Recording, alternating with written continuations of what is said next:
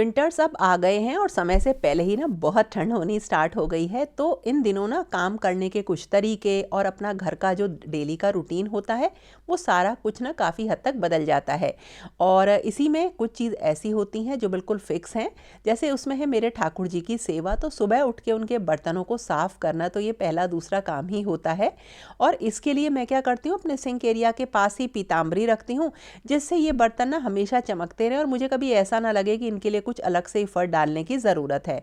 और आज ना मैंने और भी बहुत ढेर सारे काम किए हैं जिसमें बहुत सारी चीज़ें बनाई हैं, वो आज आप वीडियो में देखोगे। और अभी 1-2 दिन पहले मैंने अपने फ्रिज को भी बहुत क्लीन किया था, बिल्कुल साफ़ कर दिया था। और उसका रीज़न ये है कि मैं ना जाड़ों में बहुत सारी चीज़ें जो है बना के रखती हूँ, और जैसे आंवला वगैरह स्टोर करके रखूँगी, बहुत सारी जो जैसे वेजिटेबल्स हैं उनको स्टोर करके रखती हूँ, तो जगह होनी चाहिए। तो और वैसे भी रूटीन था कि फ्रिज को साफ़ करना है, तो मुझे लगा जब बहुत ज़्यादा विंटर्स आ जाएंगे उससे अच्छा है कि मैं अभी इसको क्लीन कर दूं। तो पूरा अच्छी तरीके से क्लीन कर दिया। आप लोग पूछ रहे थे मेरे फ्रिज के बारे में, तो देखिए मेरा ना वर्लपूल का फ्रिज है, फ्रेंच डोर सिस्टम है इसमें। और इसमें 4 सेक्शंस हैं, मतलब सेक्शंस तो 3 हैं, लेकिन ऊपर वाले जो जो डोर जिसमें खुलते हैं उसमें बहुत सारी चीज़ें आ जाती हैं, एक अच्छा स्पेस है। और नीचे एक फ्रीज़र है मेरा, और साइड में जो है ना एक कन्वर्टेबल फ्रीज़र भी है, जिसमें कि आप ना जब उसे चाहे फ्रिज की तरह या जब उसे चाहे आप फ्रीज़र की तरीके से यूज़ कर सकते हैं। मेरा बहुत सारा काम इसमें हो जाता है।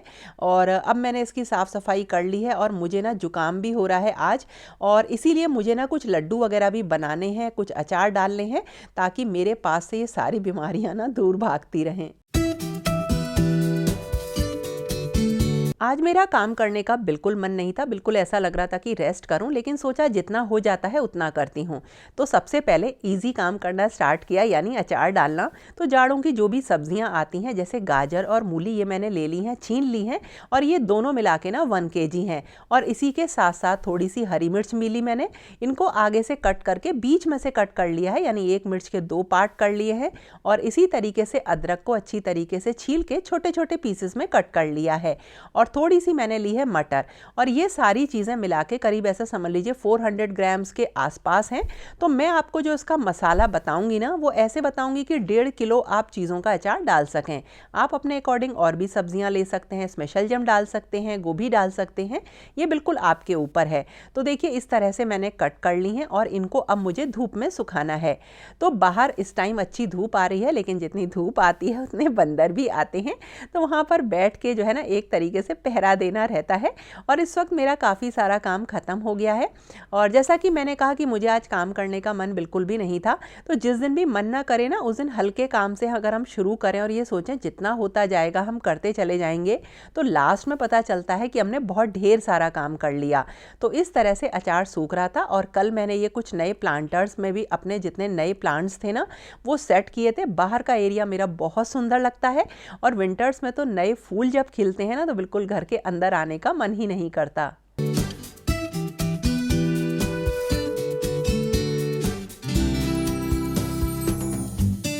और ये ना अच्छी तरह से सूख गए हैं, थोड़े से ड्राई से भी हो रहे हैं। और इनका अब डालेंगे अचार। अब देखिए इनका ना सुखाना बहुत अच्छे से जरूरी है। तो अगर किसी भी दिन आपको अचार डालना हो, तो मैं आपको एक एडवाइस दूं, आप एक दिन पहले ही इन्हें धूप में सुखा दो अच्छी तरह से, पूरे दिन अच्छे से सूखने दो, और नेक्स्ट डे आप अचार डालो तो कभी भी खराब नहीं होता है। तो चलो मसाला बना लेते हैं।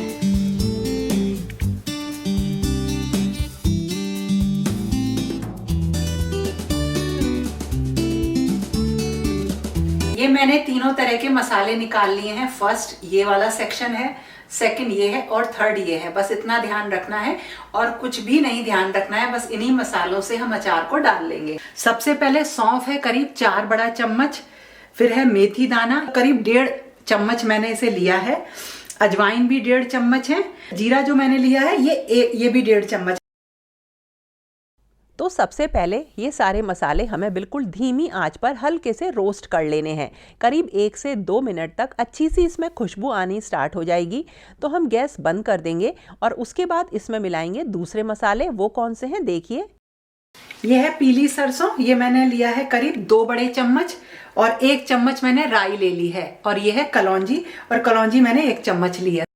गैस की फ्लेम बंद है, उसमें हमने ये सारे मसाले डाल दिए हैं। हल्के से ये भी भुन जाते हैं, मतलब इनमें गर्माहट आ जाती है, वरना सरसों को ज़्यादा भूनते हैं तो उसमें कड़वाहट आती है।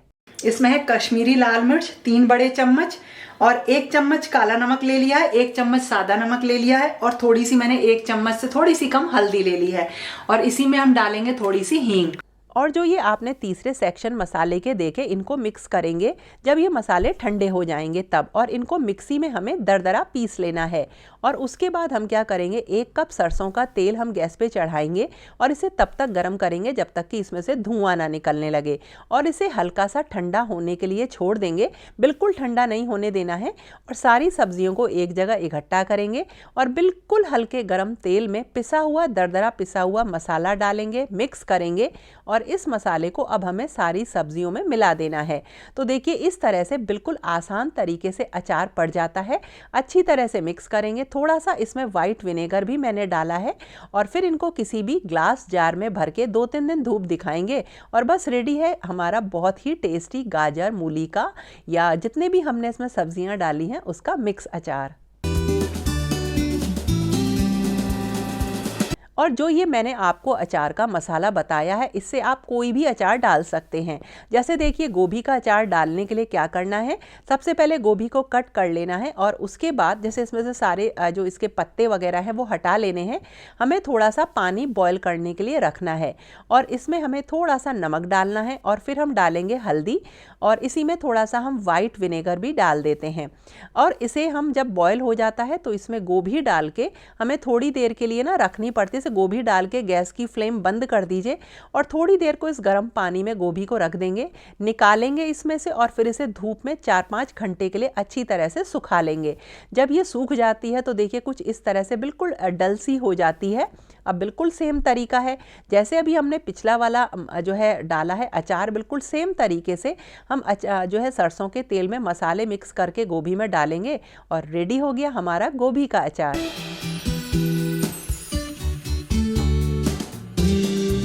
और कई बार हमें इतने सारे मसालों को निकाल के अचार डालना बिल्कुल पसंद नहीं आता है, तो देखिए उसके लिए एक बहुत अच्छी चीज़ आती है, मार्केट में आपको ऑनलाइन ऑफलाइन कहीं भी मिल जाएगी, और वो आते हैं बने बनाए अचार के मसाले। जैसे देखिए मैंने लोकल मार्केट से ये नींबू के अचार का मसाला ख़रीदा।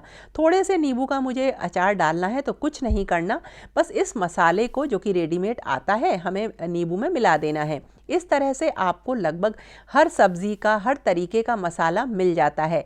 अब इसमें सारे इंस्ट्रक्शंस लिखे होते हैं, एक्चुअली कुछ नहीं करना, बस सारे जो भी आप सब्जी ले रहे हैं उसको अच्छी तरीके से वॉश करा, जैसे मैंने नींबू का डाला है वॉश करा, इसे एक जो है पोंछ लिया है ताकि इसमें पानी ना रहे, और इसे 4 फाँक में हमने कट कर लिया है। बीज हुआ, छिलका हुआ, वो मैंने कुछ भी नहीं हटाया है। तो देखिए इस तरह से बस मैं जो क्या करूँगी, अब जो ये मसाला है ना वो इसमें मिक्स कर दूँगी। वो मसाला करीब 1 kg नींबू के लिए था, अब क्योंकि मैंने आधा किलो लिए हैं नींबू तो आधा मसाला इसमें डाल दिया, और मुझे मीठा नींबू का अचार बनाना था तो मैंने इसमें थोड़ी सी चीनी डाल दी। और वैसे भी अगर आपको पेट से रिलेटेड कोई भी दिक्कत है ना, तो नींबू का अगर आप अचार खा लेते हैं तो बहुत से लोगों को जो प्रॉब्लम होती है वो चली जाती है। तो इस तरह से देखिए नींबू का अचार डल गया। आप चाहें तो एक आध नींबू निचोड़ भी दीजिए, लेकिन रात में ही इसका सारा पानी निकल आता है। धूप दिखाइए और नींबू गल जाए तो इसे यूज़ करिए।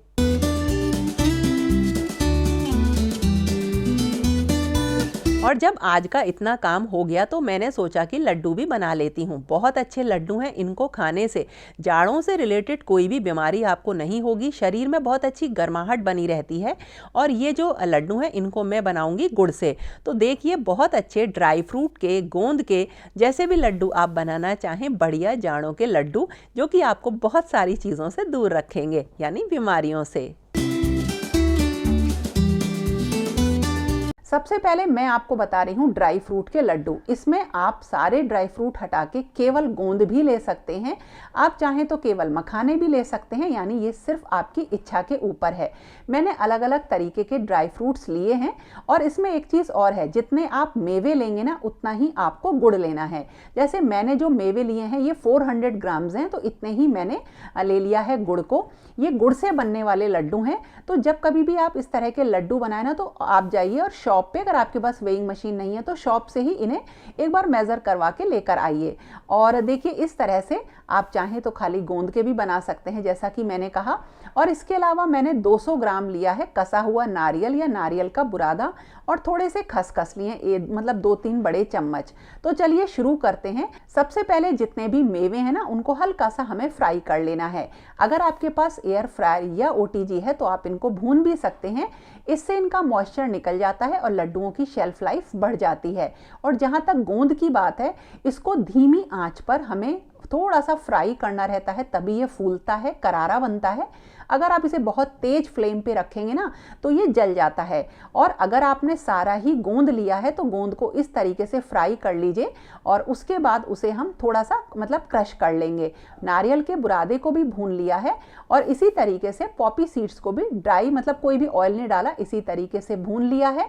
और देखिए इस तरह से हम गोंद को क्रश कर लेंगे। आप चाहें तो मिक्सी में भी पीस सकते हैं। मेवे दरदरे पीस लिए हैं। अब जितने भी मेवे हमने लिए हैं सबको हमने मिक्स कर लिया है और इसमें 2 बड़े चम्मच डाला सौंठ का पाउडर और 1 चम्मच डाल दिया इलायची का पाउडर।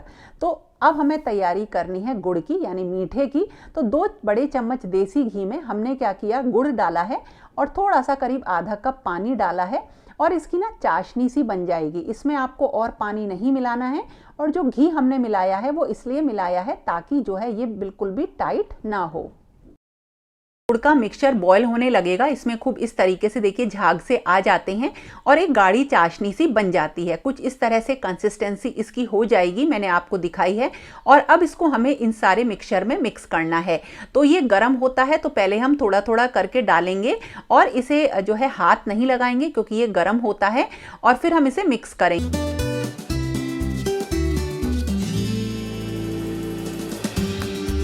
अगर आपके जो ये गुड़ की चाशनी है ये थोड़ी सी पतली अगर होगी तो आपका मिक्सचर थोड़ा सा ढीला रह जाएगा, लड्डू अगर नहीं बंधे। तो आप इसमें क्या करिए, थोड़े से मखाने रोस्ट करके मिला दीजिए, थोड़ी सी सूजी रोस्ट करके मिला दीजिए, बहुत जरा सी। वैसे तो आप जो है आसानी से देखेंगे, अगर इस पूरे मेजरमेंट को आप यूज़ करेंगे तो बिल्कुल परफेक्ट लड्डू बन जाएंगे।